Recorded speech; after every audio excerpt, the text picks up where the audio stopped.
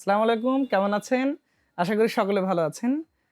তো রাইজেনের দাম এগুলো নিয়ে অনেক প্রশ্ন, অনেক সমস্যা আসলে আমাদের দেশে। অনেকে জানতে চাচ্ছেন যে রাইজেনের প্রাইস কেমন? কি অবস্থায় আছে এখন?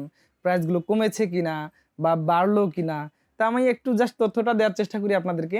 আশা করি ভিডিওটা হয়তো কাজে লাগতে পারে এবং কোন প্রসেসরটা আপনার কাজের জন্য বেটার হতে পারে সেটা অবশ্যই আমি আজকে আপনাদেরকে জানিয়ে দিব। তো শুধুমাত্র আজকের এই ভিডিওতে রাইজেন নিয়ে কথা বলব বা AMD সিরিজের প্রসেসর নিয়ে কথা বলব। তো বন্ধুরা, যদি ভিডিওটা ভালো লাগে অবশ্যই একটা শেয়ার করে দিবেন। তাহলে হয়তো যারা প্রসেসর কিনবে, রাইজেন দিয়ে পিসি বিল্ড করবে তাদের কাজে লাগতে পারে।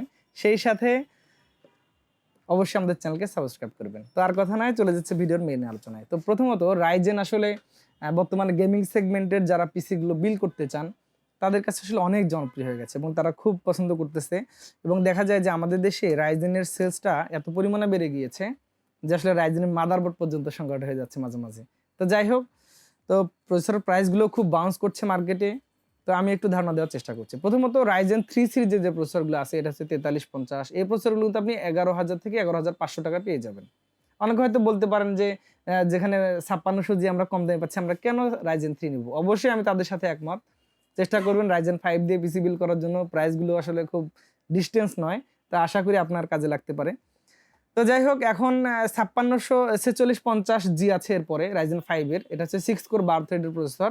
এখানে মনে হয় আমি একটা নিয়েছি এখানে 4650 জি এবং 4600 জি। 4600 জি প্রসেসরগুলো দেখবেন যে আপনি 11,800 থেকে 12,000 টাকায় পেয়ে গেছেন। 4650 জি যেটা আসলে 4650 জি প্রসেসরটাতে কিন্তু একটু ক্যাশ মেমোরিটা বেশি থাকে, যে কারণে দেখবেন যে 5600 জি এবং 4650 জির প্রাইসগুলো একটু কাছাকাছি প্রায় বলা চলে। কারণ হলো যে অনেকে হয়তো ক্যাশ মেমোরির জন্য 4650 জিটা নিয়ে নিচ্ছেন। আবার অনেকে দেখা যায় যে তার 5000 সিরিজের প্রসেসর সে নিবে, 4000 সিরিজ নেবে না। সেক্ষেত্রে হয়তো অনেকে 5600 জি প্রসেসরগুলো নিচ্ছেন। তো 4650 জি এই প্রসেসরগুলো আপনি হয়তো 13,000 সামথিং এর মধ্যে পেয়ে যাবেন। ধরুন 13,000 টাকায় পেয়ে যেতে পারেন হয়তো এমনটা। এটা 6 কোর 12 থ্রেডের প্রসেসর এবং বাজেটের মধ্যে অনেক পাওয়ারফুল একটা প্রসেসর। এরপরে যদি আমরা বলি যে 5600 জি 2 ধরনের আছে মার্কেটে। একটা হচ্ছে আপনার অফিসিয়াল, একটা হচ্ছে আনঅফিসিয়াল। যেটা অফিসিয়াল প্রসেসর আমি এখানে দুটাই রেখেছি। অফিসিয়াল প্রসেসরে দেখবেন যে কিউআর কোডটা কিন্তু অনেক চমৎকার থাকে। এটা হচ্ছে অফিসিয়াল প্রসেসর, এটা হচ্ছে আনঅফিসিয়াল প্রসেসর। আপনি যদি প্যাকেটের বিল্ড কোয়ালিটিটা দেখেন, কালারের বিল্ড কোয়ালিটি দেখেন, দেখবেন যে আসলে একটু আলাদা আলাদা মনে হচ্ছে আপনার। সো এগুলো দুটো প্রসেসর একই। একটা হচ্ছে আপনার মানে আনঅফিসিয়াল আর একটা হচ্ছে অফিসিয়াল। অনেকে হয়তো বলেন যে আনঅফিসিয়াল অফিসিয়াল মধ্যে পার্থক্য কোথায়? আসলে পার্থক্য কি? আমার একটা ডাউট লাগে কোথায় জানেন? অনেকে বলে যে একই তো।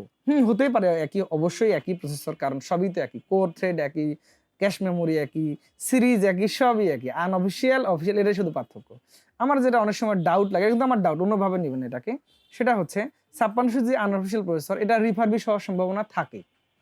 হবে তা না, হতেও পারে। যে কারণে আমি অনেকে উৎসাহ দেই যে আপনারা আনঅফিসিয়াল প্রসেসর নয়, অফিসিয়াল ব্যবহার করবেন। কারণ 5600 জি আনঅফিসিয়ালটা কিন্তু অবশ্যই একটা ভালো প্রসেসর এবং এটাও অরিজিনাল। কারণ প্রসেসর কখনোই কপি হয় না। তবে ওই যে বললাম যে হয়তো একটা রিফারবিশ হতে পারে, হয়তো একটা ইউজও হতে পারে। সো একটু তো খটকা থাকেই ব্রেনে। আপনি কেন ওই ঝুঁকিটা নিতে যাবেন? ওটা 3 বছর ওয়ারেন্টি আছে, সমস্যা নেই। আর যেটা হচ্ছে আপনার 5600 জি অফিসিয়ালটা, এটা আপনি নিশ্চিত থাকবেন যে এই প্রসেসরটা কেউ ব্যবহার করে নাই অথবা এটা রিফারবিশ না। সেই সাথে এটা অফিসিয়ালি বক্স হয়ে আসছে এবং এটাতে আপনি ইউজ করে মেন্টালি স্যাটিসফ্যাকশনটা পেয়ে যাবেন। তো এই জন্য আমি অফিসিয়াল আনঅফিসিয়াল নিয়ে এভাবে কথাটা বলি। তো যাক, 5600 জি যেটা আনঅফিসিয়াল প্রসেসর, এগুলো ভিডিওতে অনেক দেখবেন যে কেউ দিচ্ছে 11,000 12,000 টাকা, 800 টাকা, কেউ দিচ্ছে 13,000 টাকা। দেখবেন যে অন্য একটা প্রোডাক্টে সে প্রাইসটা বাড়ায় নিয়ে তার কেনার চাইতে 200-300 টাকা কমায় দিয়ে অনেককে বিমোহিত করার চেষ্টা করতেছে। তো এটা একটু খেয়াল রাখবেন। তো এই প্রসেসরগুলো কিন্তু এখনো 13,500 টাকা প্লাস আমাদেরকেই কিনতে হয়, বিলিভ ইট অর নট। তো আপনারা দেখবেন যে 13,500 এর মধ্যে কিন্তু আপনার আনঅফিসিয়াল প্রসেসরটা কিনতে হচ্ছে। আর যেটা অফিসিয়াল প্রসেসর সেটা হয়তো 14,800, 700 এর আশেপাশে থাকছে। অনেকে হয়তো বলতে পারেন যে আপনার প্রাইস বেশি। আপনি ভালো করে জাজ করে দেখবেন যে আপনি যদি ফুল কম্পোনেন্ট অনেকগুলো কম্পোনেন্ট নেন, তখন হয়তো বলবে যে ভাই এটা একটু আমরা কমাই দিচ্ছি বা এটার প্রাইস কম। যখন দেখবেন যে আপনি আপনার ইচ্ছা মতো শুধু প্রসেসরটা নিবেন অথবা আপনার ইচ্ছা মতো দেখবেন যে আপনার ইচ্ছা মতো কম্পোনেন্টগুলো নেবেন যেগুলোর দাম আপনি জানেন, তখন দেখবেন যে প্রাইস এটাতে ছাড়তে চাবেন আপনাকে। এটা একটু খেয়াল রাখবেন। তো যাক, অফিসিয়ালগুলো 14,800 টাকার মধ্যে আশা করি এখন পেয়ে যাবেন। এটা গ্লোবাল ভার্সন, নো চাইনিজ।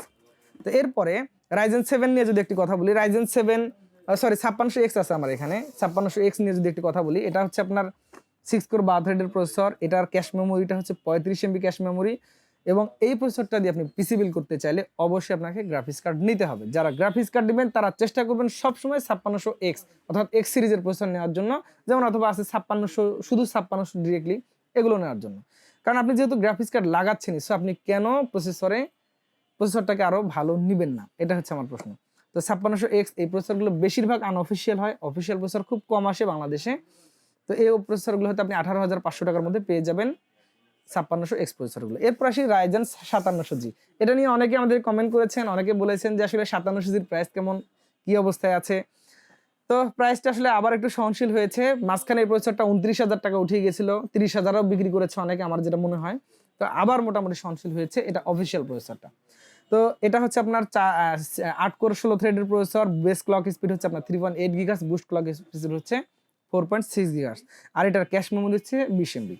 তো যেটা অফিসিয়াল প্রসেসর এটা কিন্তু আপনি 23,800 থেকে 24,000 সামথিং এর মধ্যে পেয়ে যাবেন, আর যেটা আনঅফিসিয়াল সেটা হয়তো আপনি 21,500 বা এর আশেপাশে পেয়ে যাওয়ার কথা।